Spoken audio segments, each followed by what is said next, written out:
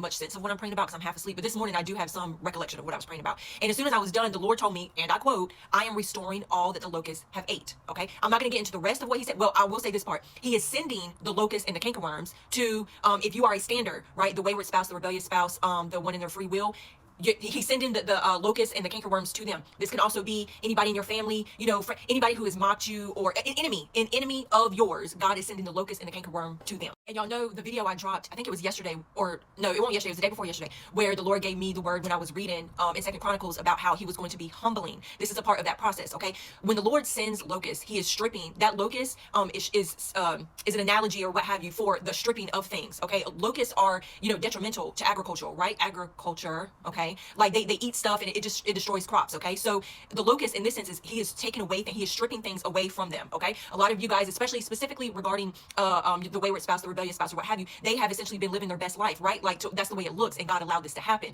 But now the tables are turning. Now the shift is happening to where God is restoring all that the locust ate from you. Now, mind you, this is the same locust that God sent. Okay, just like it tells you in Joel 2:25 when he says he's going to restore, but he tells you at the end of that, the locust that I sent to you. Okay, so the stripping that you went through, now they're going to have to go through. Anyway, so in the dream, y'all, I was getting insurance for, okay, let me back up. One of the guys in my dream, he was a guy I went to high school with, and he wanted motorcycle insurance for his motorcycle. Okay, now insurance from I won't even say from a biblical standpoint, insurance generally is guaranteed compensation when it comes to a loss. So y'all following me, okay? So, but he wanted me to call. He said, I want you to call and you get it set up and I'll pay for it, right? So I called. They quoted me $6.99 per month. I don't know what insurance is cheap like that, but anyway. But so they quoted me $6.99 per month, but he only sent me $6.